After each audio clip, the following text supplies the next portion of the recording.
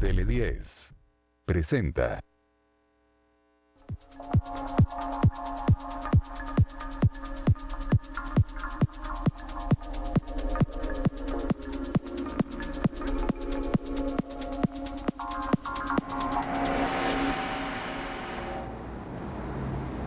Muy buenas tardes, bienvenidos a su programa El Café de las 7. En esta ocasión nos acompaña el maestro Francisco Javier Castellón Fonseca. Muchas gracias, maestro. Muchas gracias, honor. La licenciada Perla Aguilar Navarrete. Muchas gracias. El maestro Raúl Pérez González. Muchas gracias. Y el maestro Alberto Lugo González. Muchas gracias. Su servidor Roberto Herrera los acompañará moderando esta mesa con el tema de inclusión tecnológica y brecha digital. ¿Sí? Bueno, comenzando con nuestro tema, nos gustaría preguntarle, y empezaríamos por las damas, sobre cuál sería el concepto que manejaríamos sobre la inclusión tecnológica y en qué radica la importancia que tiene en estos momentos. Buenas noches, un gusto estar aquí con todos mis compañeros aquí de la universidad y gracias por la invitación. Tal vez iniciaría un poco con el término de lo de la brecha digital, precisamente explicando que se considera como la separación que existe entre las personas que cuentan o no con las tecnologías de información y comunicación. Esto también incluye a las personas que aunque tengan el uso de las tecnologías de información, pero no le den el uso apropiado o no le saquen el provecho. A partir de ahí salen diferentes brechas, que puede ser la brecha social o la brecha cultural, o la brecha generacional también, que es la otra que está, y es ahí donde entra lo de la inclusión, ¿no? Entraría la parte donde se busca precisamente hacer esa separación de una forma más pequeña y así poder entonces incluir a las personas para que utilicen esta tecnología y les saquen precisamente todo ese provecho de las tecnologías que está. Un ejemplo muy sencillo podría ser que yo me imagino que todos tienen un horno de microondas en su casa y la mayoría lo utilizan o lo utilizamos para calentar el agua del café o la cena fría de una noche anterior. Y entonces, pero no lo usamos para hacer un pastel, cocinar un arroz o los huevos revueltos, y mucha gente sí lo hace y le saca ese provecho, ¿no? ¿Cómo incluir? Esa es la parte importante. Cómo incluir y aprovechar esa parte de la tecnología sería lo que sería el inicio y empezar a platicar de esto con los maestros, ¿no? Okay. Muchas gracias. Maestro. Muchas gracias. Sí, también saludo a los presentes. Muchas gracias por la invitación a Tele10, a Roberto. Es un gran gusto estar con las personalidades con que nos encontramos ahora. Totalmente de acuerdo con la maestra Perla. Yo solamente agregaría la parte laboral también, ¿no? O sea, es una brecha muy riesgosa socialmente porque justamente puede y está de hecho excluyendo a quienes no manejan las tecnologías modernas. Y como ella bien lo decía, bueno, una cosa es tener la disponibilidad y ahí está, 50 millones de teléfonos inteligentes o supuestamente inteligentes, ¿verdad?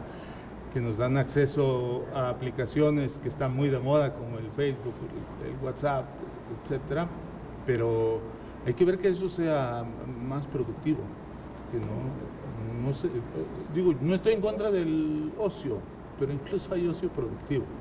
Entonces es importante que le demos ese enfoque productivo, y quienes estamos en la educación pues somos los que principalmente tenemos esa responsabilidad. Ok, muy bien. Sí.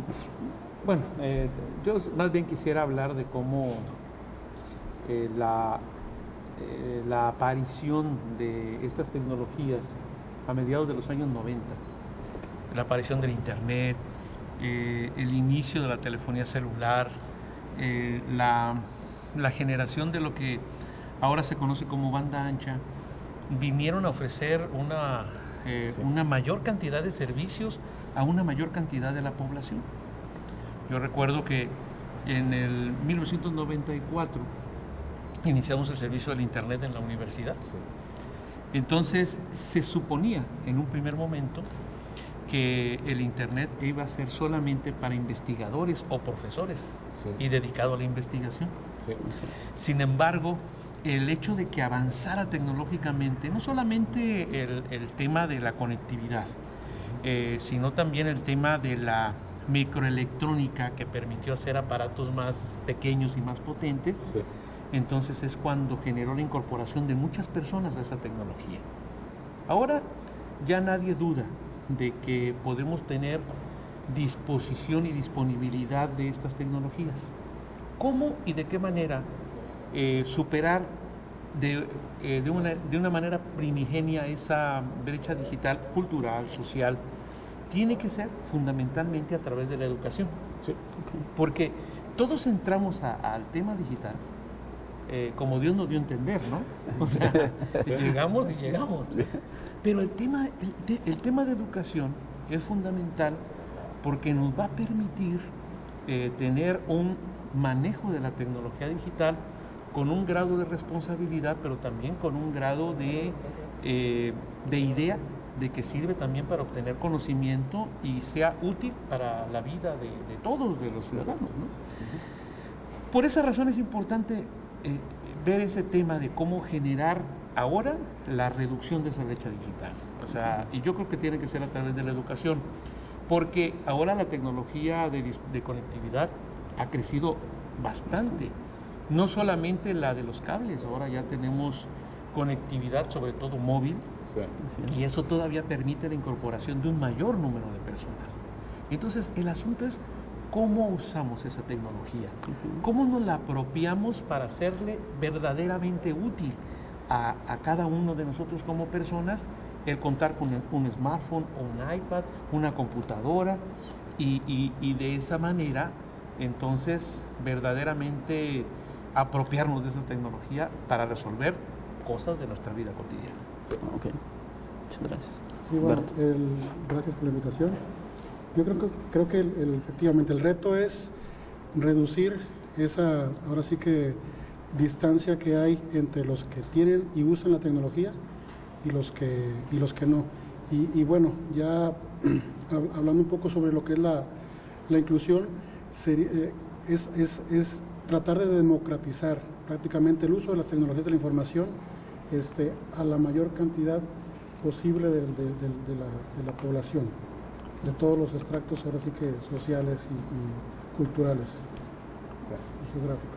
Yo por lo que estaba comentando el maestro Raúl y ahorita el maestro Javier, también que yo leí que, por ejemplo, los mexicanos somos las personas que más trabajamos, pero no somos al mismo nivel de productividad que tenemos. Y parte de lo que se busca dentro de la inclusión tecnológica es precisamente lo que decía el maestro Castellón, de que sacarle provecho y ser productivos realmente, ¿no? Que nuestro trabajo de estar sentados a lo mejor en el mesabanco sea mayor productividad con el uso de las tecnologías de información. La productividad es un concepto muy importante, pero el bienestar humano también, el desarrollo humano es también muy importante, y tiene que ver con esto que decía el maestro Javier Castellón del inicio, ¿no? De los inicios. A un servidor, bueno, yo decía que era el primer usuario de internet, hasta que llegó un gobernador por ahí que dijo que no, que él era el primero, ¿no? Y ni modo. Yo ahora recupero recupera el título. Parte, ¿no? Así que usted era el primero, maestro. Y me asumo como el primero. Y estábamos trabajando entre las universidades, ¿no? Y bueno, ya generamos el proyecto y ya el maestro, como rector de la universidad, pues impulsó totalmente el uso de lo que ya sabíamos que era Internet en ese momento. Pero cuando nosotros empezamos, ni siquiera teníamos el nombre de Internet. Y el objetivo era conectar computadoras, ¿no? O sea, desde el punto de vista tecnológico, los ingenieros, los que trabajan los fierros, los que trabajan los equipos, para ellos lo importante era conectar computadoras. Para los que nos dedicamos a las ciencias sociales, a las humanidades, lo importante es conectar a las personas. ¿Verdad? Y a mí me interesa estar conectado con mi médico, con mi asesor, y estar conectado, o tener la posibilidad de conectarme a las 24 horas del día. No solamente mediante llamada telefónica, ¿verdad? Sino, por ejemplo, si me apareció un problema en la piel, entonces le tomo una fotografía a esa parte de la piel y se la mando a mi médico y le digo, no sé qué tengo aquí. ¿Verdad? Y entonces el médico ya ve y me tranquiliza o me preocupa más, según el caso, ¿no? O investiga por su cuenta.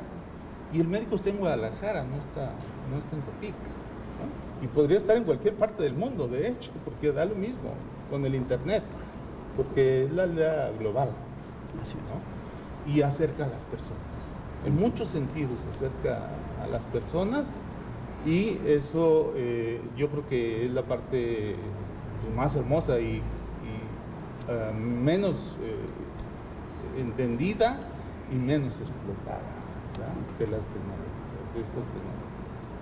Sí.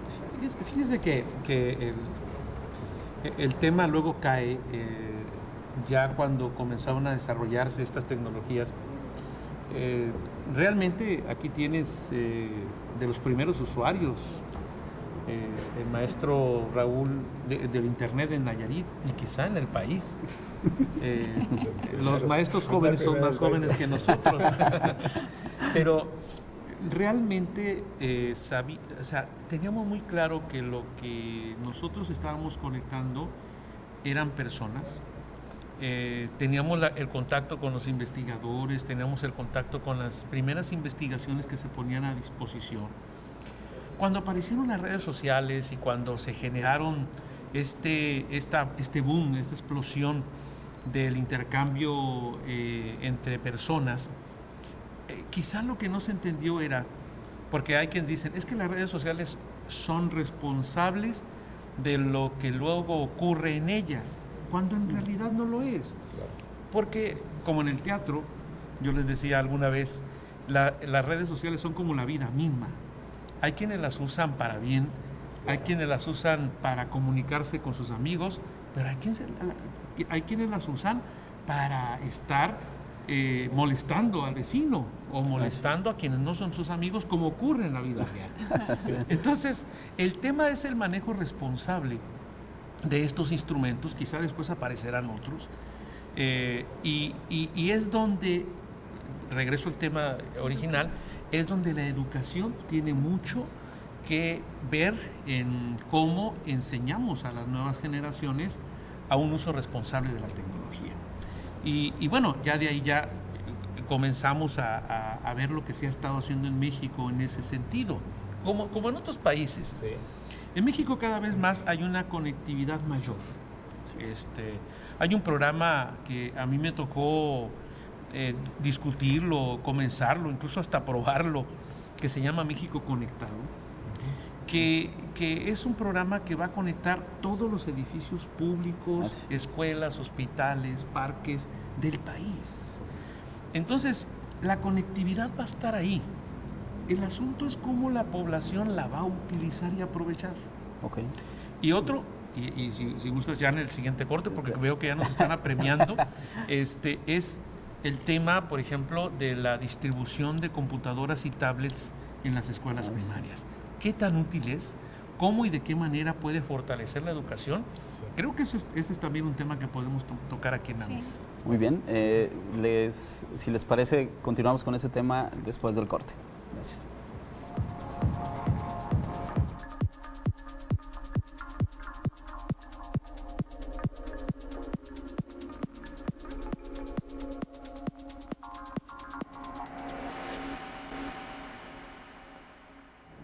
Los invitamos a que nos llamen, a que participen con nosotros a los teléfonos de Tele10.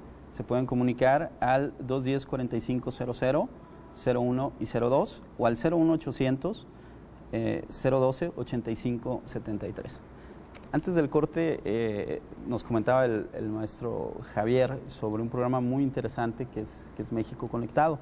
Nos gustaría que ampliara un poquito el panorama. Fíjense que México Conectado es un programa que la SCT tiene, la Secretaría de Comunicaciones y Transportes, para tender la conectividad, sobre todo a sitios públicos en todo el país, siguiendo el mandato de la reforma constitucional de telecomunicaciones que se aprobó en el 2000, 12-2013.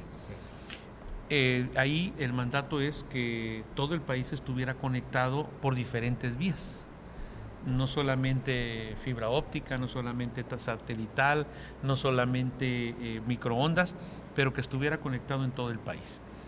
Entonces la Secretaría de Comunicaciones y Transportes echó mano de unos recursos del Fideicomiso E-México, que era un fideicomiso que estaba ahí precisamente para lograr la conectividad y que había conectado muchos puntos que, sin embargo, cuando se da la reforma constitucional, entonces comenzaron a atender convenios con los gobiernos de los estados para que conjuntamente el esfuerzo de la SCT y los gobiernos de los estados se pudieran conectar escuelas, hospitales, parques públicos y edificios públicos que los mismos gobiernos estatales y municipales plantearan.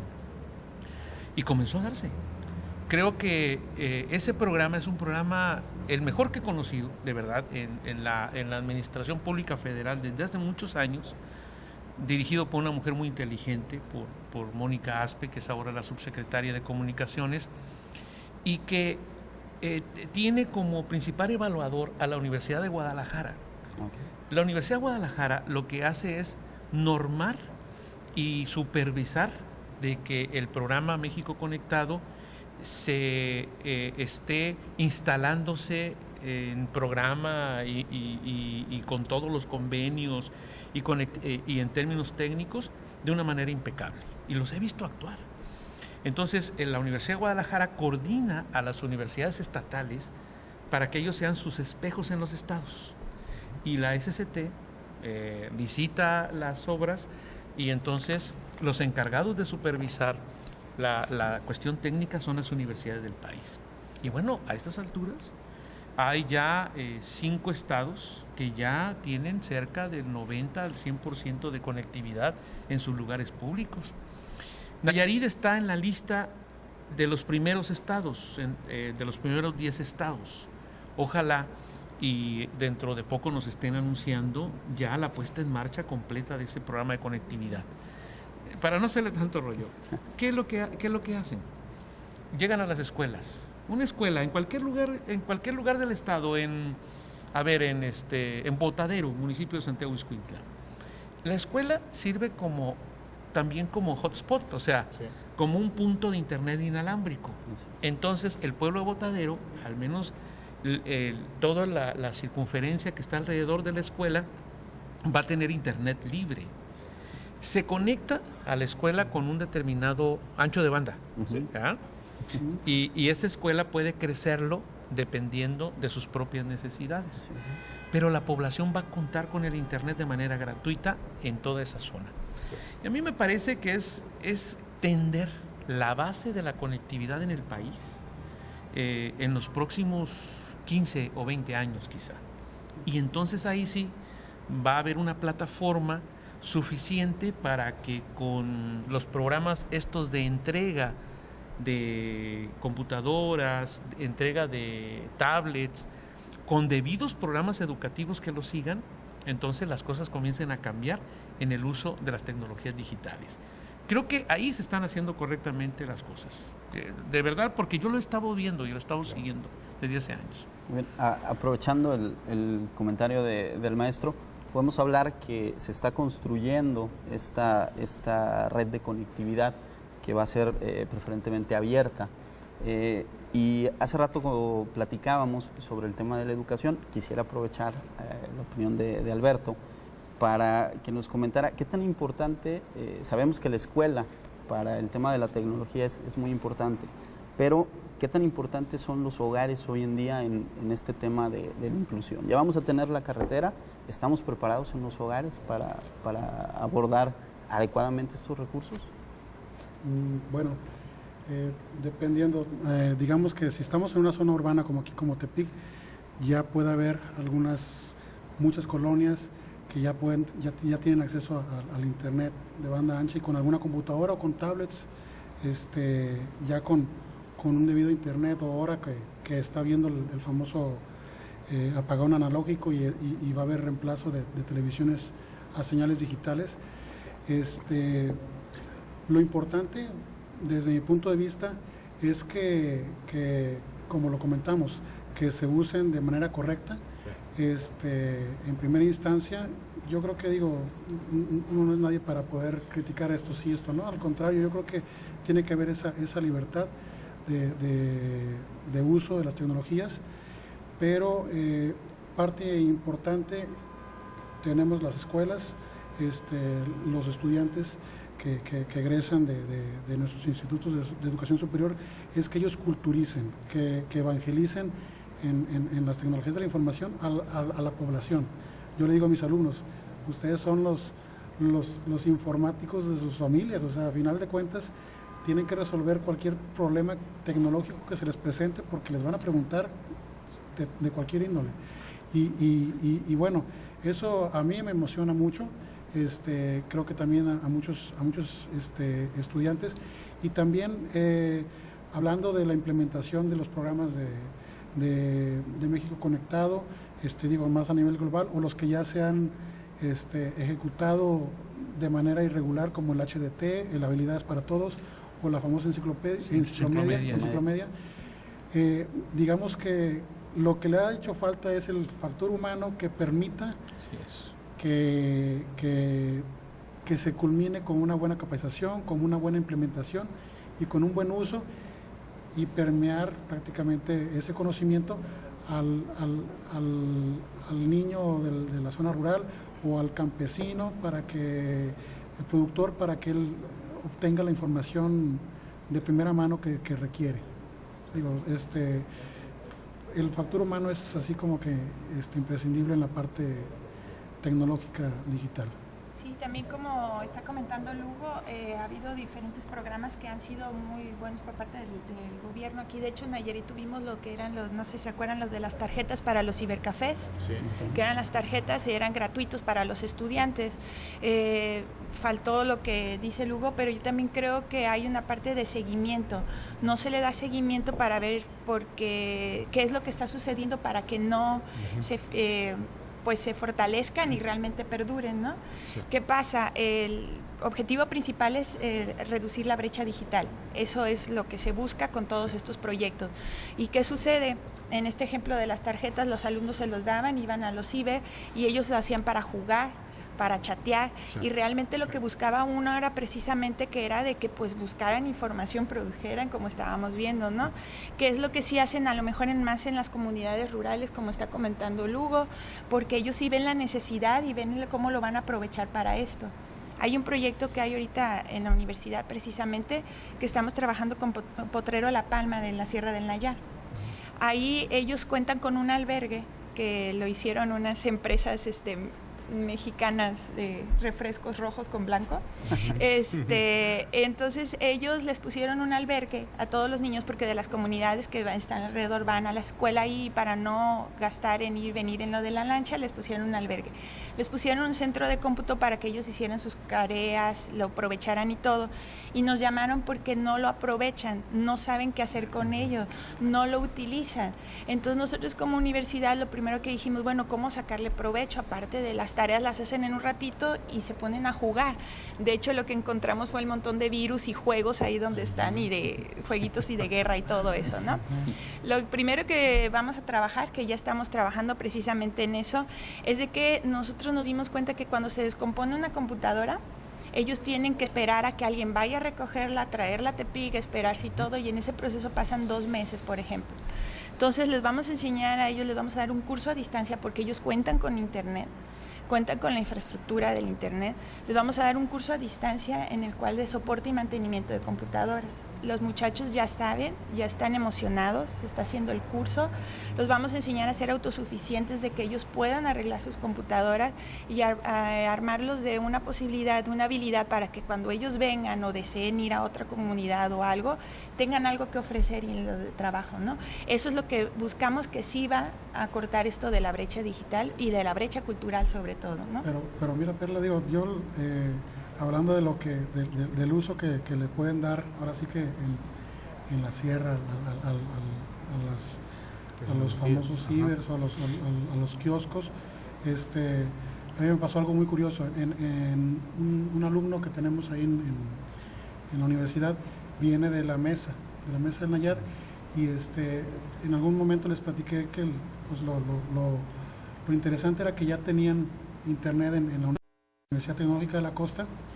Me dijo, pues yo tengo ahí muchos amigos, pero debería de ver cómo, en qué lo usan, y me enseñó que había como 30 conectados, pero están jugando Facebook. Pues, mira, deja que hagan lo que quieran, o sea, lo interesante y lo bonito es que están conectados y que le están dando el uso. O sea, digamos que es gratificante saber que en comunidades apartadas cada vez más se debe de llegar a que usen las tecnologías.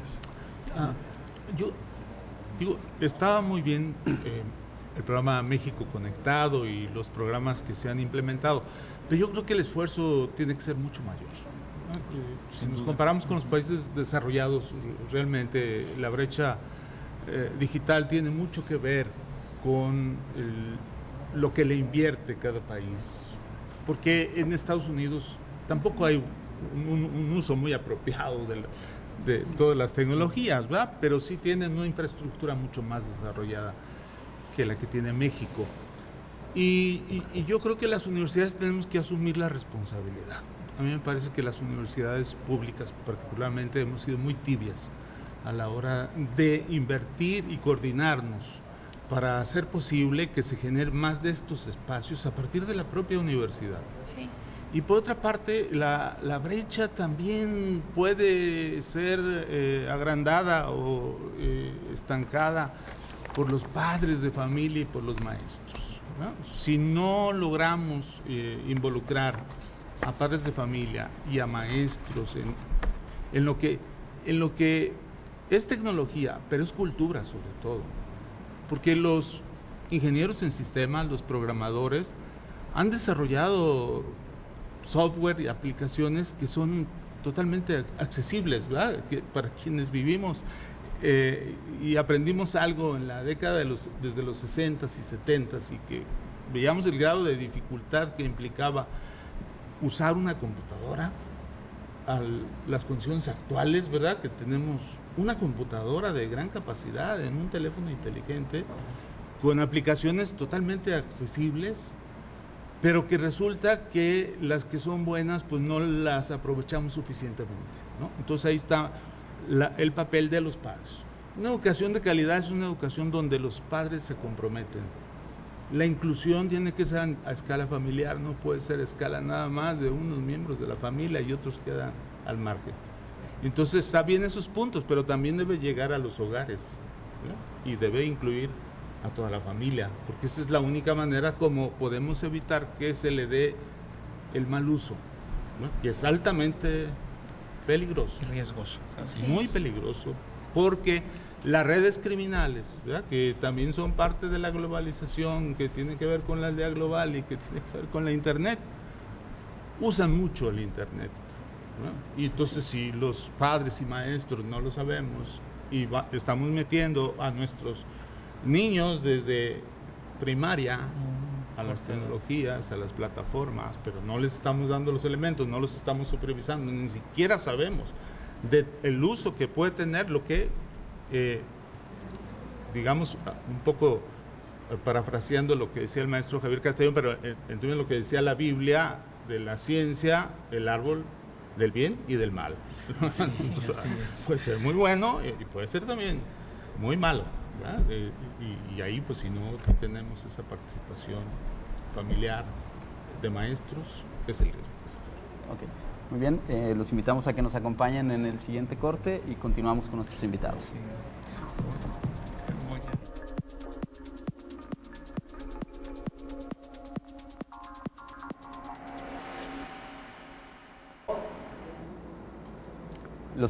Los invitamos a que participen con nosotros. Los números en el estudio es el 210-4500, 01 y 02, o también a los teléfonos de Radio Aztlán al 210-5889, 210-5915 y 210-5955.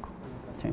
Continuamos, maestro Javier. El maestro Raúl tocó un tema nodal, que es el tema de los padres, de la capacitación que muchas veces no tienen los padres de los niños o de los jóvenes que ya son nativos digitales, es decir, que ellos ya nacieron en un momento en que las tecnologías digitales estaban ya disponibles para una gran parte de la población.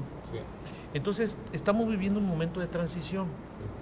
Ahora los padres que están entre 30 y 40 años, que son padres de niños de 7 a, más bien de 5, 4, porque cada vez más la edad para iniciarse en el uso de las tecnologías y de Internet es cada vez menor. Sí. Yo conozco niños de 4 años o de 3 años que saben ingresar al YouTube, a veces incluso antes de saber leer. Sí, sí. Sí. Entonces, en esa medida, estos padres, muchos de ellos ya tienen capacitación digital. Aquellos que tuvieron educación universitaria, aquellos que pudieron tener acceso a las tecnologías, tienen una capacidad mayor de cuidar a sus hijos de yo digo que las partes más difíciles de una tecnología, incluso más perversas de una tecnología, o más bien de la condición humana que usa esas tecnologías. Pero muchos de padres de esta generación no tuvieron acceso a las tecnologías digitales, entonces la capacidad de cuidar a sus hijos es menor porque no conocen el manejo de dichas tecnologías. Eso evidentemente se va a ir superando, pero es importante que en ese caso, como autoridades, como educadores, como universitarios, como dice el maestro, nosotros no podemos dejar de lado la responsabilidad que tenemos. Debemos de plantear acciones que permitan cada vez más capacitar a los padres o a los tutores de aquellos niños y jóvenes que están iniciándose en el uso de las tecnologías. En días pasados vi en un programa de televisión un experimento que hizo un bloguero norteamericano. Contactó niños y jóvenes, jovencitas, jovencitos, por un chat, seguramente por Facebook, y los invitó a salir por la noche. Eran niños de 11, 12 años. Todos aceptaron, todos. El bloguero habló con los padres de los niños y les dijo a cada uno de los padres: hice esto, quedó de estar conmigo en el parque a las 11 de la noche, una niña de 10 años. Y los padres todos contestaron: no, mi hija no va a ir, o mi hijo no va a ir. ¿Y cuál fue el experimento? Que todos los niños fueron a donde fueron citados. Entonces, estas situaciones son situaciones que deben tomarse en cuenta, no solamente para los tecnólogos, sino también para aquellos que debemos estar, pedagogos, psicólogos, sociólogos, que debemos estar pendientes del uso de la red, porque finalmente las tecnologías no dejan de ser solamente un instrumento de cómo nosotros podemos utilizarlas. Entonces, creo que el tema del uso de las tecnologías, la aprehensión cultural, la manera en que debemos capacitarlos desde las universidades, del gobierno, de programas especiales para ello, debe ser algo que esté siempre al pendiente. Yo conocí un programa, por ejemplo, extraordinario en Colombia, de recuperar la cohesión social a través de las redes de información. En zonas donde habían estado en guerra durante mucho tiempo y que empezaron a tratar de relacionarse mediante las redes de comunicación y el intercambio cultural. Había intercambio, por ejemplo, de grupos de danza que estaban en un lugar, con grupos de danza que estaban 800 kilómetros allá, y mediante la transmisión de un streaming hacían ellos una competencia de baile, de danza, y entonces eso comenzaba a integrar zonas desintegradas. Ahí el tema es cómo innovar en el uso de las tecnologías para resolver problemas de este tipo.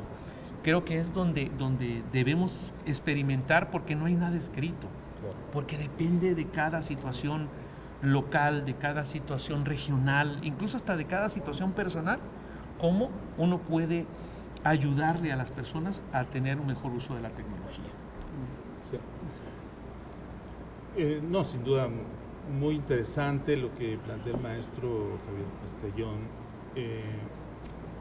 En mi caso quisiera plantearlo, aunque es una cuestión muy personal, pero bueno, yo tengo unos hijos que les gustan las tecnologías, ¿no? León David y Raúl Rodrigo, conocidos por ustedes. Ah, sí. Y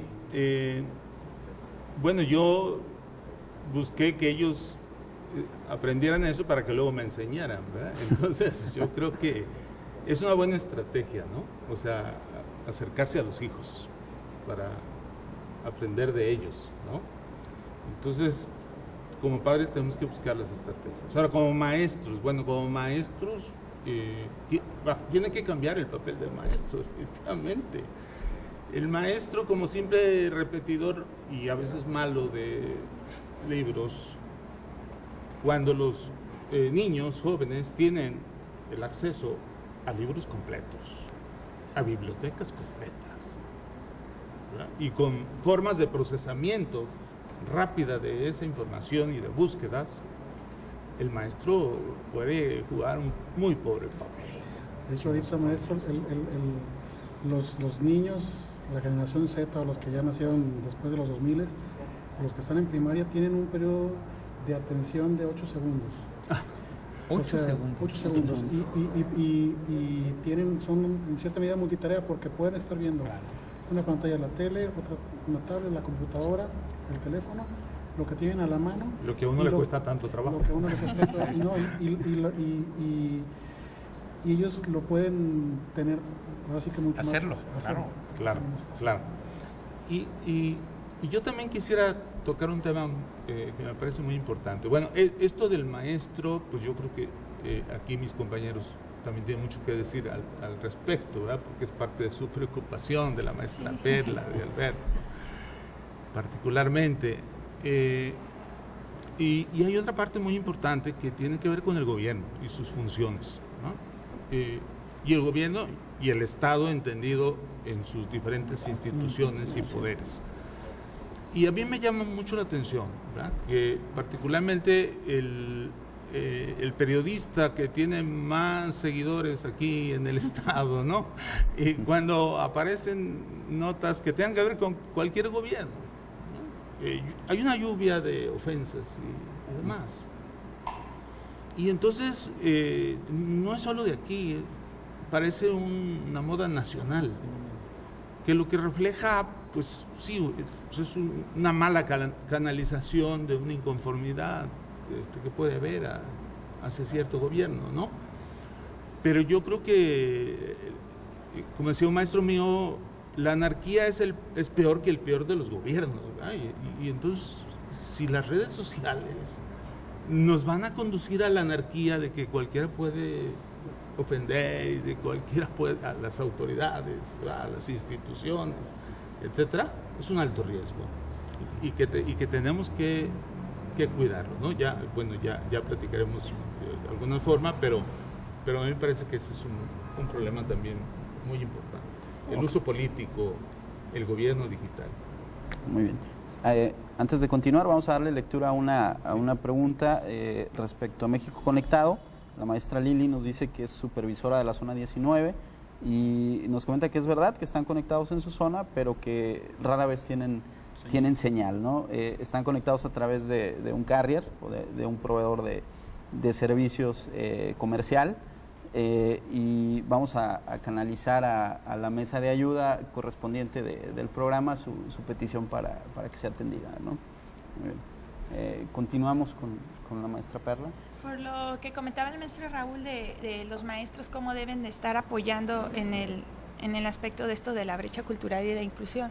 Sí es un tema muy platicado en la universidad, ¿no? Que contamos con la infraestructura, se cuenta con las tecnologías, pero que los maestros a lo mejor no le sacan el provecho, o como decía Lugo, a los alumnos hasta saben más, ¿no? Sí. Lo que tenemos aquí como maestros, los hemos enseñado también y nos hemos aprendido, es de que tenemos que incluir a los alumnos a que nos ayuden a nosotros a impartir esto de las clases, ¿no? Nosotros brindamos el conocimiento, pero ellos pueden aprovechar a partir de ese conocimiento conocimiento, qué herramientas tú conoces, a lo mejor mucho mejor que yo, para hacerme una aplicación móvil, para hacerme una presentación más dinámica, para hacerme un video en el cual yo lo puedo aprovechar e ir implementando a los demás, ¿no?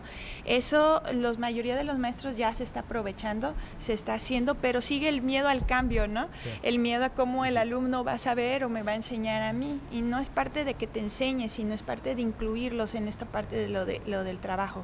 La carrera de comunicación y medios, por ejemplo, también está ahí en la escuela y es parte de lo que también los podemos incluir y empezar a utilizar todos estos tipos de las herramientas. Como parte, era lo de hace rato, le estaba preguntando al maestro Castellón, en parte de la reforma universitaria existe una materia que se llama Tecnologías de Comunicación y Gestión de la Información. Se implementó cuando estaba el maestro Castellón de rector y justamente eso es lo que buscaba, que los alumnos conocieran las tecnologías, les saquen provecho y todavía también vean la parte de los valores y se cultivaran en el uso de las tecnologías, que no fueran a creerse cualquier cosa que está escrita, que porque está escrita en la red, pues ya es de alguien muy estudiado, ¿no? Y resulta que es alguien que escribe muy bonito nada más, ¿no? Y es parte de las referencias que se deben de hacer, las notas que se deben de tomar, eso es parte de lo que se ha buscado e implementado dentro de la universidad. Aprovechando para ya tener las conclusiones de todos ustedes, me gustaría que en su calidad todos de educadores, que también lo son, comentáramos sobre qué es más importante hoy en día en ese rol del maestro, enseñarle a innovar, enseñarle lo que hay, como lo comentaban en un libro. ¿Qué papel es más importante hoy en día en los tiempos que nos están tocando vivir? Sí. No, usted bueno, el acceso a la información, el acceso al conocimiento mundial, cada día es más fácil.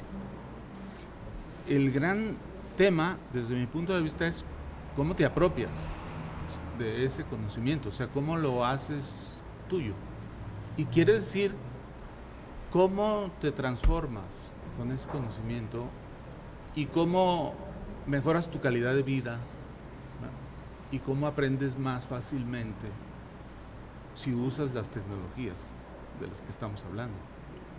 Y entonces, en ese sentido, el maestro pues tiene que convertirse en un asesor y su experiencia, su conocimiento jamás será despreciado, pero sí tiene que ser insertado dentro de las nuevas tecnologías, porque querámoslo o no, pues ahí están, ¿verdad? O sea, ya habíamos tenido la intromisión de la televisión desde que surgió. Ahora tenemos algo que parecía un sueño imposible, que es la televisión sobre demanda, y tenemos acceso a películas, a series, etcétera, pero también a muchos documentales que hablan de todos los temas. Hermosos a veces. Bellísimos documentales, bellísimos programas, hay que aprovecharlos, ¿no? Y hay que ponerlos el maestro ponerse junto con los alumnos. Así es. A ver esos programas, esos documentales, para que sepan que hay algo mucho más valioso que solamente películas, series, etc. Y de ahí lograr la innovación que comentabas, ¿no? En conjunto, buscar a partir del conocimiento y la información poder lograr una innovación dentro utilizando tecnologías, o a lo mejor no, pero logrando esto. Definitivamente es innovando. A lo mejor nosotros, nos tocó una época en la que no sabemos exactamente qué es lo que va a pasar en los próximos 5, 10, 15 años. Las nuevas generaciones de niños que están ahorita en kinder, preescolar, primaria, ellos seguramente van a poder saber qué hacer con la vida, y es primeramente fomentando su creatividad. O sea, ellos sí lo van a poder saber hacer y no truncarles esa innovación. Ahorita los alumnos ya más avanzados, los de educación superior, lo más que uno quisiera es que innovaran prácticamente. Sí. Bueno, hay niños de 7 años que si les preguntas qué quieren ser, te dicen youtuber. Yo no sé, esa profesión no existe para los de nuestra generación, pero para ellos sí. Ya lo inventaron. Ya lo inventaron. Quieren ser mercado. youtuber, así es. Entonces, el tema es el uso, la apropiación y tener muy claro que las tecnologías son un vehículo, o sea, son un instrumento. La innovación finalmente es el conocimiento nuevo que usa las tecnologías para poder resolver a veces hasta problemas nuevos. A mí me tocó en el 2009 estar en Ciudad Juárez para plantearles a las, junto con la gente de la SST que manejaba esa tecnología, para plantearles a los jóvenes de las colonias marginadas de Ciudad Juárez, a las pandillas de las colonias marginadas en Ciudad Juárez, de jóvenes de 15 a 20 años, ponerles clubes digitales, enseñarles a elaborar software, enseñarles a vender sus chaquiras y cosas pequeñas mediante internet para poder resolver sus problemas que tenían de desempleo y de marginación. Es decir, la intención era usar las tecnologías digitales para tratar de resolver un problema de cohesión social. Claro. Que había en Ciudad Juárez, durísimo. Muchos fueron exitosos y otros no. Pero depende de cómo las cosas se planeen, cómo usas la tecnología y cómo luego evalúas los resultados. Creo que ahí está el tema de cómo innovas y cómo verdaderamente aplica la tecnología a resolver problemas que están ya en la cotidianidad. Evalúas y corriges, ¿verdad? Y corriges, claro. Para ver defectos. Claro. Muy bien, pues nos quedamos con este comentario. Agradecerles encarecidamente su presencia en este foro. El tema creo que da para muchos más cafés, para varios cafés. Con el apoyo de todos ustedes y con su presencia, pues ojalá que los podamos seguir abordando. Sí. Muchísimas gracias y gracias a todo nuestro auditorio por sintonizarnos. No, gracias por la invitación. No, gracias. Gracias.